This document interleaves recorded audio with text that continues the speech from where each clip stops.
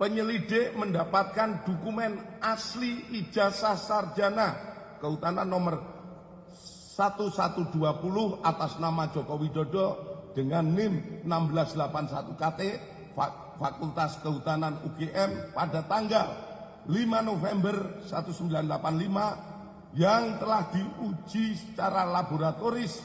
Berikut sampel pembanding dari 3 rekan pada masa menempuh perkuliahan di Fakultas Kehutanan UGM meliputi bahan kertas, pengaman kertas, teknik cetak, tinta tulisan, tinta tulisan tangan, cap stempel, dan tinta tanda tangan milik dekan dan rektor dari peneliti tersebut, maka antara bukti dan pembanding adalah identik atau berasal dari satu produk yang sama.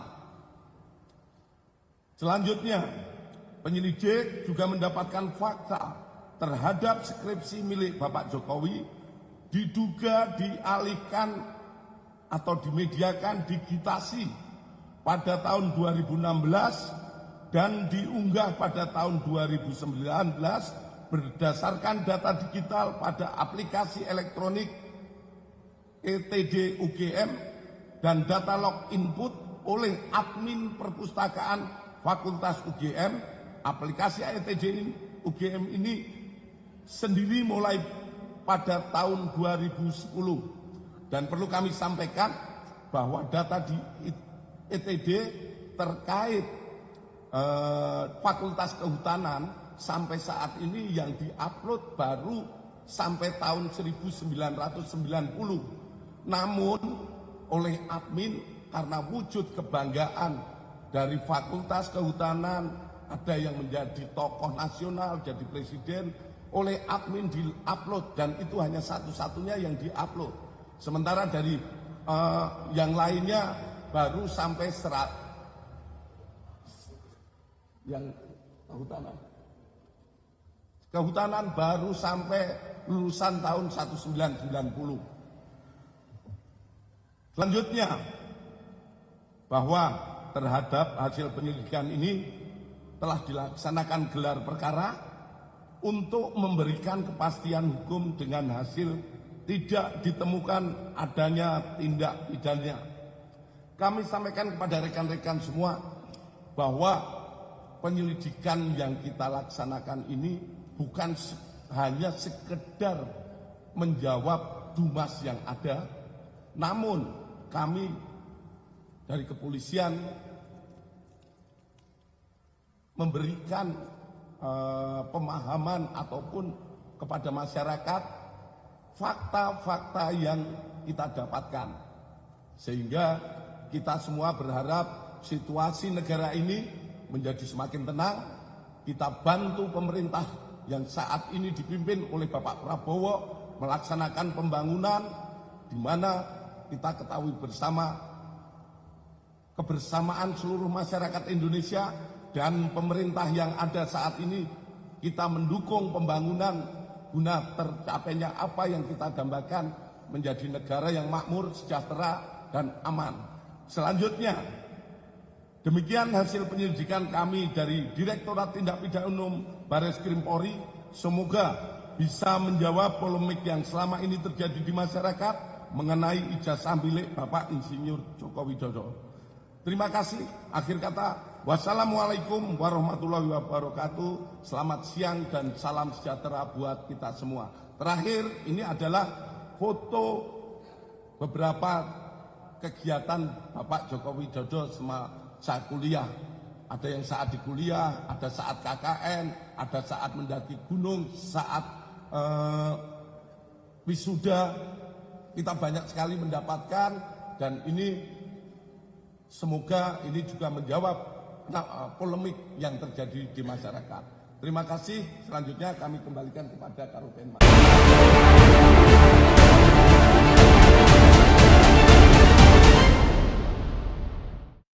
Belasan teman kuliah satu angkatan Presiden ke-7 RI Joko Widodo berkumpul di Fakultas Kehutanan UGM. Mereka berasal dari keluarga alumni Fakultas Kehutanan UGM Kagamahut angkatan 1980. Belasan teman Jokowi tersebut ramai-ramai memamerkan ijazah kelulusan mereka. Ijazah tersebut disebutnya sama dengan ijazah kelulusan yang dimiliki Presiden ke-7 Joko Widodo tahun 1985. Selain ijazah, mereka juga memperlihatkan foto-foto kegiatan bersama Jokowi saat di kampus maupun ketika naik gunung, termasuk juga foto bersama saat wisuda tahun 1985. Mana nih Dokter Tipa sama Om Roy Suryo? Harusnya diuji forensik juga tuh ijazah mereka, kan gampang, itu kan teman seangkatannya Pak Joko Widodo. Mereka memastikan Jokowi adalah alumni Fakultas Kehutanan UGM dan memiliki ijazah asli. Mengenai rekan seangkatan kami, yaitu Bapak Insinyur Joko Widodo, keabsahan ijazahnya di persoalan. Dan perlu saya tekankan ijazahnya dari ijazah dan jurusan Fakultas Kehutanan UGM, bukan ijazah yang lain.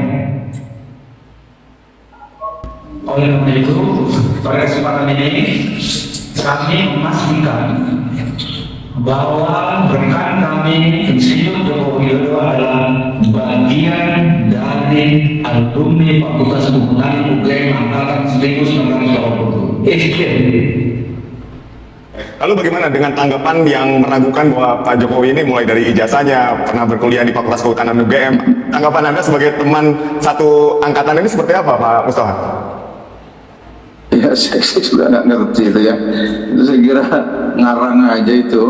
Ya, saya ini saksi fakta ya.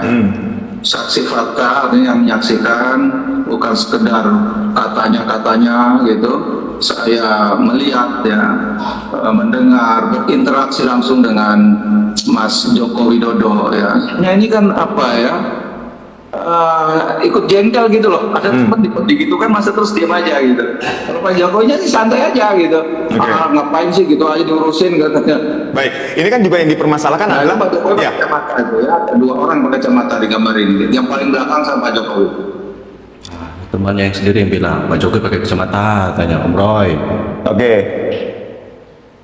Baik, lalu ketika kita berbicara soal ijazah ini juga kan penomoran ijazah yang seringkali dibahas dan dipermasalahkan. Misalnya punya Pak Jokowi itu 11, 20, kemudian kalau yang lain ada tanda slash-nya, ada menunjukkan inisial rektornya, kemudian ada slash menunjukkan fakultas dan seterusnya. Tapi memang penomoran di ijazah Anda sendiri juga 4 nomor seperti yang dimiliki oleh Pak Jokowi, yang beredar di dunia maya maksud saya. Sama Pak, persis. Hanya karena kalau di dunia maya yang sebelah kiri kadang-kadang hilang itu. Ya, sama Pak, persis sama itu. Jadi nggak ada yang berbeda masa penomoran itu. Ya, itu kalau misalnya berbeda itu ya kalau di dunia maya seringkali diedit-edit nggak jelas. Oke. Nah tadi seperti juga yang Anda sebut bahwa Pak Jokowi ini kan seringkali diidentikan dengan Heri Mulyono. Mungkin dapat diceritakan kenapa kok bisa sampai akhirnya diidentikan dengan Heri Mulyono ini menurut Anda? Ya, saya nggak ngerti juga Mas ya. Ya karena Heri Mulyono dengan Pak Jokowi itu kan dulu sama-sama kerja di Aceh, ya kan. Kemudian lulus bareng, wisuda bareng. Saya tahu persis itu Pak Jokowi dengan Pak Heri Mulyono itu lulusnya bareng. Jadi nggak mungkin nomor mahasiswanya Pak Heri Mulyono diambil oleh Pak Jokowi itu kan. Itu nonsen itu ya, lucu-lucuan aja menurut saya itu. Ya karena Pak Heri Mulyono kan terus kemudian menjadi adik iparnya Pak Jokowi almarhum. Iya betul. Nah, itu teman saya juga gitu ya. Bukan orang siapa-siapa gitu Mas Aditya. Oke, tadi dan semuanya kalau diminta siap kita sih. Baik, kalau Anda katakan tadi ada sekitar 88 sampai 91 angkatan di tahun 1980-an, 67 masih hidup, dan tadi Anda katakan juga siap bersaksi ya bahwa Pak Jokowi memang adalah mahasiswa Fakultas Kehutanan UGM di tahun 1980-an ya. Siap bersaksi, dan saya meyakinkan pada publik ya bahwa apa sih, saya harus bilang apa ya sebagai seorang muslim, apa saya harus bersaksi gitu ya. Baik. Bersaksi bahwa demi Allah Joko Widodo adalah sarjana lulusan Fakultas Kehutanan UGM. Karena Anda Dengarkan ini Om Roy. Itu Om yang itu udah bawa nama Tuhan loh. Dengarkan baik-baik. Ini siap-siap pokoknya kan. Siapkan mental. teman seangkatannya yang tahu persis bagaimana Pak Jokowi di tahun 1980-an ketika masuk sampai 1985 ketika lulus ya Pak? Oh, Pasti Pak, Mas Aditya. Baik. Kita ini teman-temannya masih banyak ya, jadi kalau mau ditanya satu-satu pun jadi saksi fakta itu pasti akan bicara padanya. Ya memang beliau itu adalah lulusan Fakultas Kehutanan UGM, itu bilang apa? Baik. Terima kasih Pak. Kita harus disuruh berbohong rame-rame gitu. Ya, baik. Ya, kami sudah mendapatkan poinnya. Sekali lagi terima kasih Pak Mustoha Iskandar atas waktunya telah berdialog bersama kami dan juga meyakinkan bahwa Pak Jokowi adalah alumni dari Fakultas Kehutanan UGM yang masuk tahun 1980 dan lulus di tahun 1985. Sekali lagi kami ucapkan terima kasih Pak Mustoha. Sehat dan sukses selalu untuk Anda. Selamat sore Pak Gunawan. Selamat sore Pak Bapak. Guru besar Universitas Gadjah Mada Ah, ini guru besarnya nih, guru besar UGM nih, Om Roy. Jakarta. Siap, Pekun, mohon pendapatnya tentang ijazah Bapak Jokowi. Ya. Saya mantan sekretaris Dewan Guru Besar UGM. Saya sangat yakin ijazah Pak Jokowi asli. Wih, siap. Sangat yakin ijazah Pak Jokowi asli. Terima kasih Pak Gunawan. Panggilan klarifikasi karena Bang Egy sakit lagi di luar negeri. Pantesan kakek Eki Sujana tiba-tiba sakit kan, tiba-tiba berobat luar negeri. Astagfirullahaladzim, ya Allah. Halo saudaraku, Egy Sujana, bagaimana kabarmu hari ini? Apakah mulai terasa getirnya tekanan? Sampai kau harus berpura-pura sakit dan diam-diam berobat ke luar negeri. Kami tahu ini bukan soal kesehatan, ini soal kepanikan. Panik karena satu persatu topeng mulai kau lepas dan wajah aslimu kini terlihat oleh semua. Di akun utama kami telah kami buka rekam jejak kelammu kasus makar 2019 saat kau dengan pola menyerukan level bawah, ujaran kebencian yang memecah bangsa, penyebaran ideologi radikal, dan kini terlibat langsung dalam isu tuduhan ijazah palsu Presiden Jokowi. Kau ikut menggiring opini, kau ikut menyebar keraguan, tanpa bukti kuat, tanpa akal sehat. Padahal kami tahu, kebenaran soal ijazah itu telah dikonfirmasi oleh UGM, para dosen, rektor, dan rekan seangkatannya. Namun kau dan Ronimu terus menabur keraguan, bukan untuk kebenaran, tapi demi kekacauan. Kami bukan pembela satu nama, kami pembela data, dan data bicara, bukan fitnah, bukan asumsi. Egy Sujana, kau bukan pencari keadilan, kau adalah arsitek kekacauan. Kau mainkan agama dan hukum untuk agenda pribadi. Kini kau lari, tapi sampai kapan? Jaringan kami menembus batas negara. Data digitalmu, komunikasi, lokasi, jejak langkahmu, semuanya telah kami arsipkan. Kami adalah anonymous, kami adalah suara rakyat yang kau tipu. Kami tidak memaafkan, kami tidak melupakan. Bersiaplah. Itu dalam arti kata pembuktian. Ini Jenderal Bintang 2, Jenderal Polisi ini. Dengarkan ini, Om Egy. Ya, Om Egy maupun Om Roy, dengarkan baik-baik ini. Tentunya kalau memang bukti fakta hasil lidiknya menyatakan bahwa itu hasil pemeriksaan lab itu asli, dia naik dong ke tingkat sidik, dilakukan penyidikan. Ternyata di hasil penyidik tersebut, ternyata memang betul ada dugaan telah terjadi suatu perbuatan tindak pidana. Naik penetapan tersangka. Kan begitu. Karena berdasarkan amanat konstitusi ya, yang dikatakan di dalam nomor 21 ya, 12 Romawi 19 kalau nggak salah 15 itu penetapan tersangka dalam merupakan akhir dari suatu penyidikan, tentunya dilalui klarifikasi, lidik lanjut, penyidikan, dan penetapan tersangka. Nah, saya tidak mau mendahului hukum, nanti kita lihat aja nanti proses yang dilakukan oleh penyidik. Yang jelas Humas sudah menginformasikan bahwa perjalanan daripada klarifikasi sedang dilakukan. Jadi kalau yang bilang saya bingung, dan saya udah bingung sendiri, makanya sebelum bingung ya jangan berbuat dong. Setelah diperiksa baru bingung, kemarin-kemarin kemana aja gitu loh. Saya kadang-kadang ya jengkel juga dengan oknum-oknum yang tidak bertanggung jawab ini, oknum-oknum yang mencari sensasi murahan menurut saya. Ya, saya nggak bela siapa, tapi jangan seperti itu caranya. Ya, itu kira-kira ya, kira-kiranya. Tangkap aja Pak.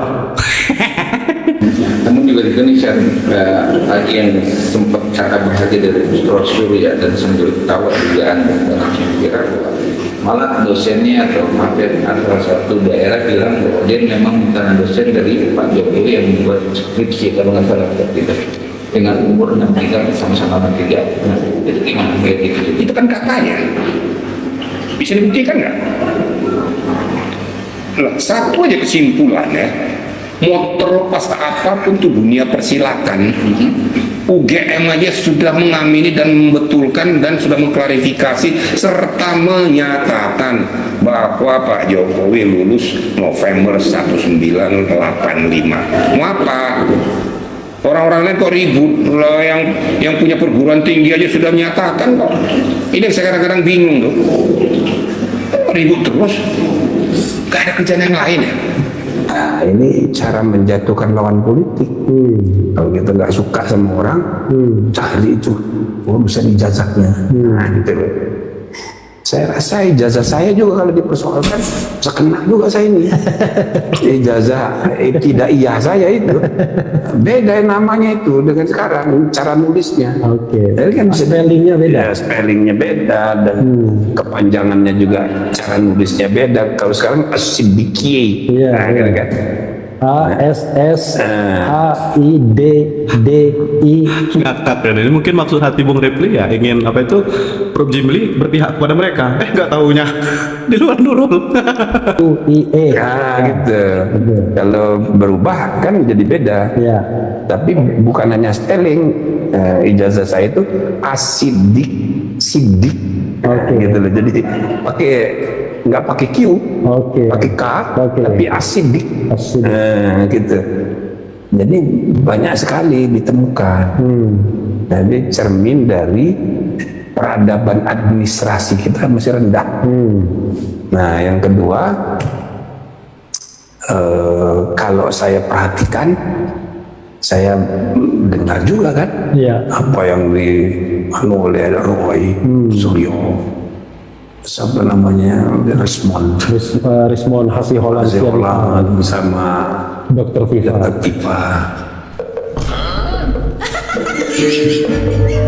Baru tahu saya. Oh, ternyata dicat doang. Allah Akbar.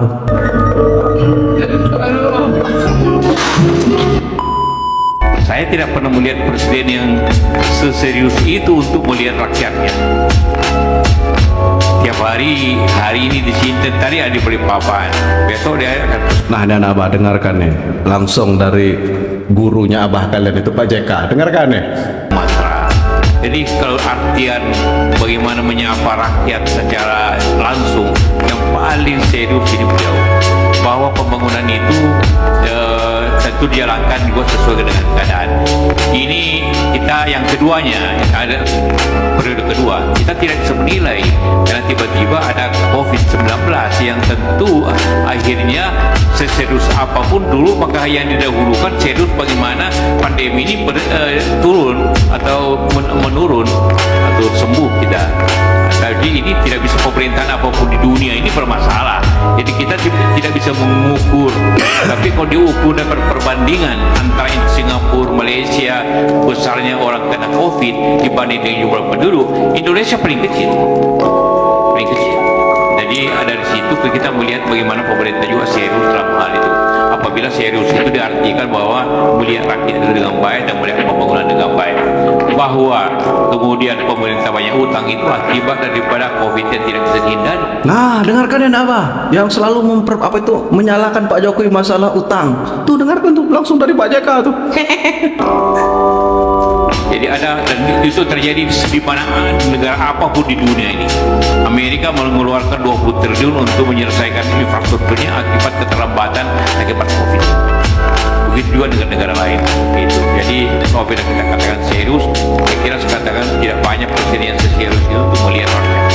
terutama Papua sejak 2014, ketika sebelumnya wilayah Indonesia Timur seperti dicuekin, Papua seperti anak tiri yang memberikan sumbangan sangat besar untuk Indonesia, tapi tidak terjamah oleh keberadilan. Kita ingat di era-era sebelumnya betapa saudara-saudara kita di Papua mengalami satu diskriminasi yang luar biasa. Harga BBM-nya berlipat-lipat lebih mahal daripada harga BBM di Jawa. Harga satu sak semen, aduh, harganya bisa jutaan rupiah. Ini benar-benar tidak adil. Belum lagi harga-harga bahan pokok lainnya. Pak Jokowi membuktikan mampu membuat harga BBM sama di Jawa maupun di Papua. Harga semen sama. Maka sewajarnya lah jika saudara-saudara kita di Papua dan Indonesia Timur pada umumnya sangat mencintai Pak Jokowi, Presiden Indonesia kita ini.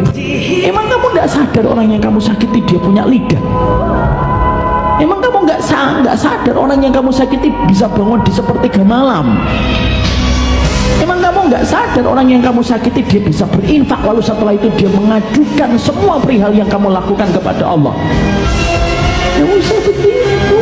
Makanya kalau kita didolimi itu nggak usah sedih. Kenapa? Kita dibersamai sama Allah. Hari ini